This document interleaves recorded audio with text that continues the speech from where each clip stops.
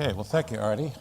My name is Pete Ginkel. I'm with the AIM committee, the healthcare committee, and I'm going to pick up where Artie left off. He's been talking about labeling, and labeling typically is defined as something that you print on and then you put on the item. And it works fine where it works, which is very many places. But for medical devices that may be autoclaved, or they may have various chemical treatments, there is another way to label things, and that is what is called direct part marking. And I'll be discussing the various flavors of direct part marking. One quick point is that people frequently always ask, what's the best way to mark stuff? And I come back and say, what's the best drill bit diameter?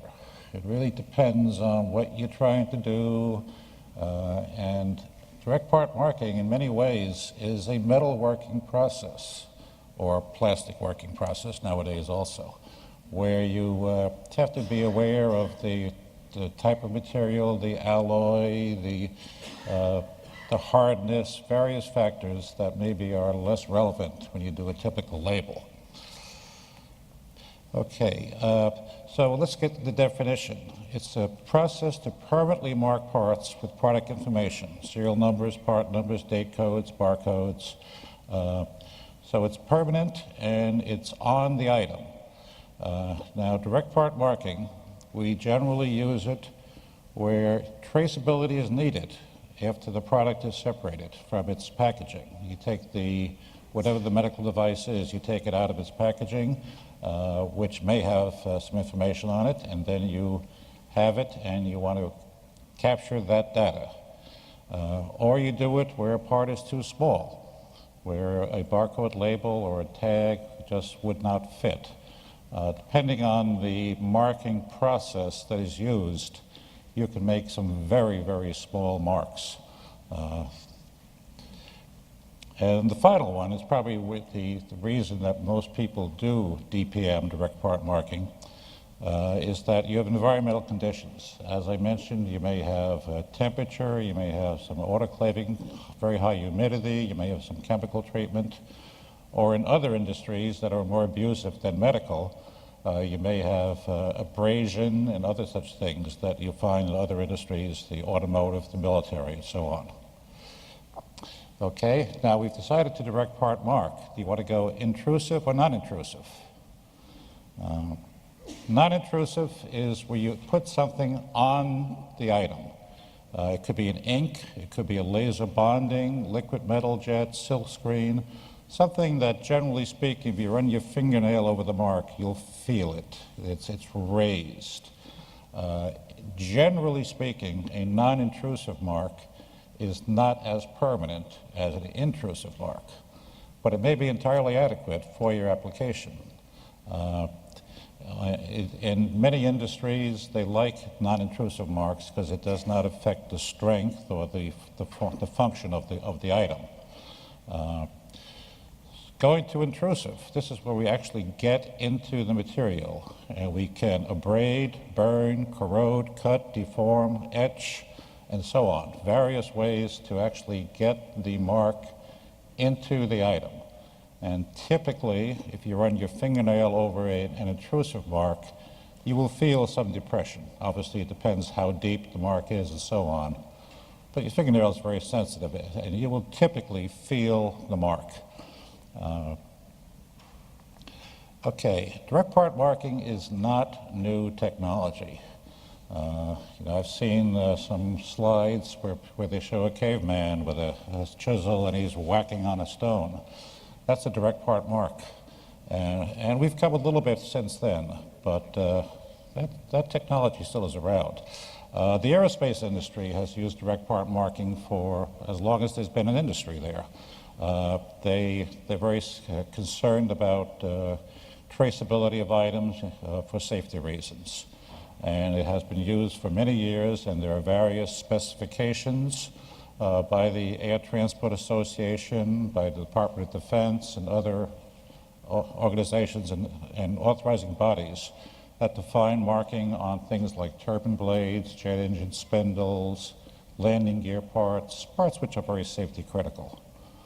The automotive industry, especially with all the recalls that we've had in recent years. The automotive industry has always marked its parts, but they're really doing it now.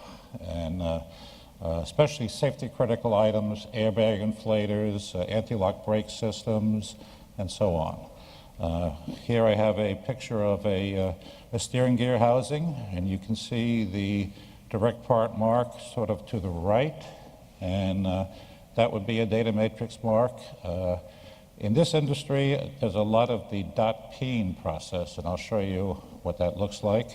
It may also be a laser process, so they can track and trace items for safety reasons. And let's not forget, the medical industry, long before UDI, has been marking many types of parts over the years with a variety of marking technologies. Laser is very common, but there are other technologies that are used also. So again, this is a very mature industry, yet having said that, it has advanced significantly in the past 15 to 20 years with new technologies. As taxpayers, we've all spent a lot of money on NASA, and NASA, in addition to all their space activities, really have gotten into marking. And one of the first applications for the data matrix symbology, which is used in UDI, was for marking the heat tiles, the heat-resistant tiles on the underside of the wings of the space shuttle. Each and every tile had its own data matrix mark on it, and they were able to track and trace them because in the early days, at least, they were shedding tiles after each flight. They had to make some new ones. So NASA really has done a significant amount of work researching the various marking technologies. Now, there are other standards out there by the automotive industry and such. But if you really want to get into it, these two NASA technical papers, which are available on their website, are worth looking at. They're very thoroughly done. Okay, going back to the caveman days, or virtually, how do you mark parts? A classic way, and which is still surprisingly popular, is you have a steel die, which may say ABC 1, 2, 3, whatever, and you either with a sledgehammer or with a impact press like this, you would impact the mark into the item. Now, that is still used, but one, it cannot do the incrementing mark like a data matrix mark. So I show you this for historical reasons, but you're not going to use this at all in your marking technology. To have an incrementing barcode, you need to have some type of a computer-controlled technology. Now, computer-controlled technology, and I'll be focusing, by the way, primarily on the data matrix symbology. And the reason for this is that the data matrix symbology is very readable on direct part marking, because the symbology itself, the way it is designed, and the scanners that read data matrix can read what is called a low contrast mark. Scanners like contrast. The darker the darks, the lighter the lights, the more likely you are to get a read. And the data matrix two-dimensional symbology, which we're showing up here, is very conducive, very successfully used for direct part marking. So for the data matrix, you can have round cells. When I say a cell, that is the individual dot. It could be called a cell, it could be called a module, it could be called an X dimension, various ways to define it. But the actual dot would typically be round if you're using the .peen marking technology. If you get into the laser marking technology, typically you will find a square cell or square dot. And many other processes also can do a square. Both types read very well, both types verify well. In the medical industry, I think we would more typically see the square dots than the round dots. Okay, let's look at some of the different technologies. Now, having said earlier, is there one best way to mark things? No, but the laser comes about as close as you can get. laser, and lasers come in many different flavors, varieties, wavelengths, power, and so on. And I'm going to demonstrate a laser shortly. But this is just it's a tremendous variety of lasers. So be aware that not all lasers can do all things, but you'll find that a laser is a very good technology for marking, especially on things like medical implements. So when you talk about laser marking, there's laser etching or engraving. And this process literally removes material from the surface. Now that could be directly, let's say it's a steel part, stainless steel part. You could be etching, getting an impression or a mark into the material, or you could have a plated part. It may have a black anodized coating or a chrome plating or something. And you can, when you do etching or engraving, you actually, take away material. Another process would be the laser annealing, and we see a lot of this in the medical industry. Going to the previous one, again, if you run your finger over it, you'll find a slight depression because you're into the material. With the laser annealing, you do not have an impression. You run your fingernail over it, you'll be very smooth. And for various reasons, the medical industry likes that. This typically works on ferrous materials, materials that have iron in them, and the lasering process draws the carbon to the surface, and you get a nice, rich, dark mark that is very permanent. Discoloration of various materials, more typically plastics, you will effect a color change on the material with the laser.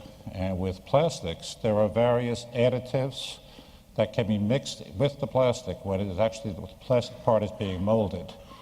And when you laser it, you can get a very significant color change. When you drive home tonight, everything on your car dashboard, all the speedometer and the tachometer and the radio control knobs, those are all laser marked. Every keyboard in the world for the past 30 years, the keys that we type on every day, those are laser marked. And again, that is a discoloration of typically a plastic material that is done with the laser. Another process, laser bonding. Laser bonding is a process where you put a material on the surface, and the material is sort of like toothpaste. It's a non-running, sticky material, and you laser it, and it's a ceramic-based material. And when you laser it, it fuses the ceramic to the substrate, and it's an extremely permanent mark. And again, that would be a typical non-intrusive mark. As I said, there are many different types of lasers. And when you talk lasers, like for example, here I have just a little demo laser with a door I have to manually open and close, and because of all the interlocks that are required, it will not work unless it is closed and latched. And that would be a manual feed operation. On this picture here, I have an enclosure which has a door that opens and closes, and you could feed materials in and out. Or if your volumes would justify it, there's all manner of automation that we can do, that the industry can do to feed parts in and out. Popular laser types, there's the carbon dioxide laser, CO2 laser. CO2 laser will burn off ink, it will burn off paint, it will burn off platings. So you can get a very nice mark, but it will not mark metal directly. If you put a stainless steel part in a CO2 laser, nothing's going to happen. The light just bounces off. But CO2 lasers are very popular, and as lasers go, they're relatively cheap. A fiber laser is, and this is a version of a fiber laser, has a certain wavelength that will mark, in addition to doing a burn-off, like a CO2 laser, it will also affect a mark on most engineering materials. So a stainless steel part, a chrome part, you get a very nice, rich, dark mark with a fiber laser. The green laser is it's kind of a specialty. It's a special wavelength. It's so called because you can actually see the light, and it's a green beam. And it can do very, very fine, very delicate work. very frequently used in the electronics industry for tiny detail work, a very, very high energy, very focused beam. We're seeing it more in the medical industry, but I would say of the three types, the fiber laser is by far the most common. And again, this is a version of a fiber. 1060 nanometers is the wavelength, and this will be marking a little plate.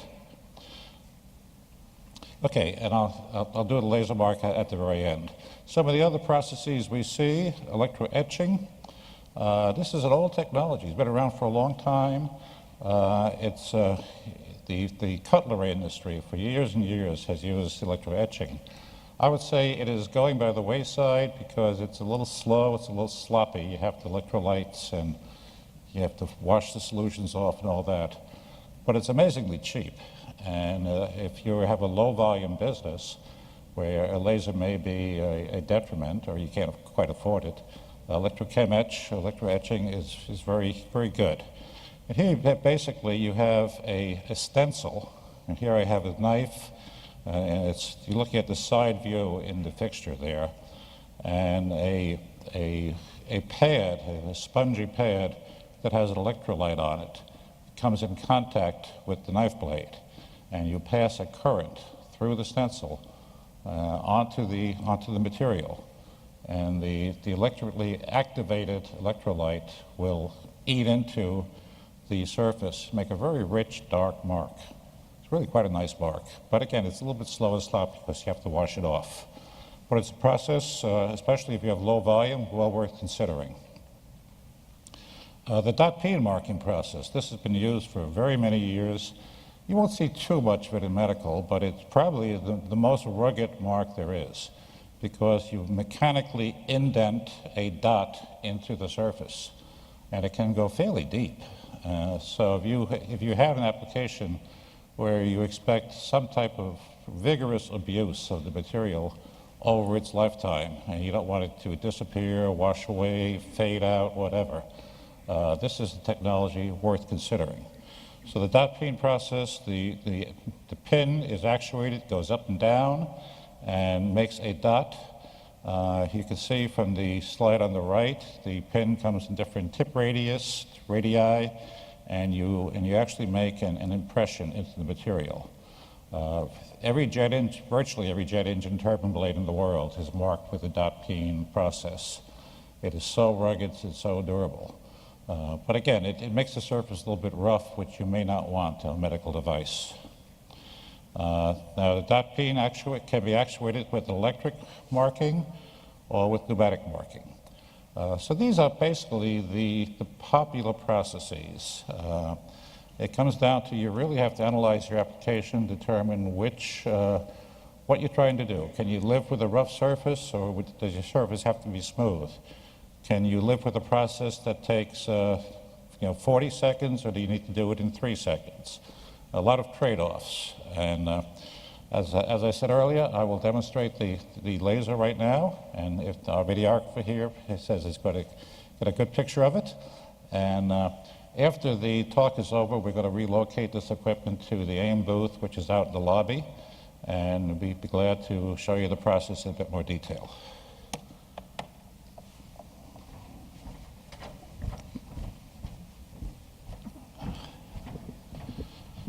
Okay, this is a demo system where very simply I have a little jack stand, I have a little coupon which is anodized aluminum.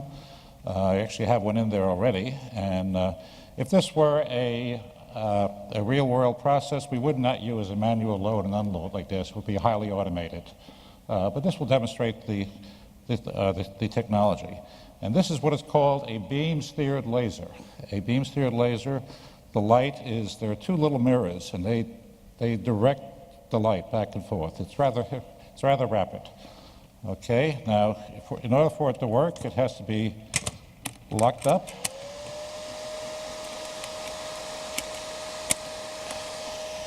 Okay, and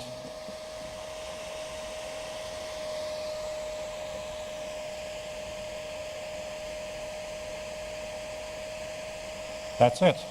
I'll hit the button again. We'll just mark the same part again so you can see the process working. Now that he's focused in. There we go.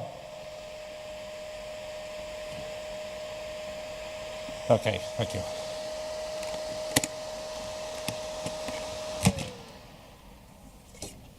And here we have a aluminum coupon which had the anodizing on it, sort of a bluish-green anodizing, and the laser does the burn-off. And this could be some medical implement or whatever, and it's a very permanent mark. I'm going to pass it over to Tim, who will discuss the verification and validation.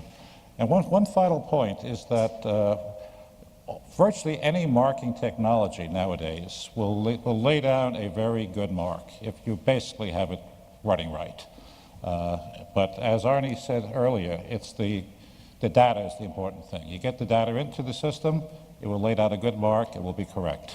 That's the important thing. So the marking is important, but the data really in many ways is more important. Thank you.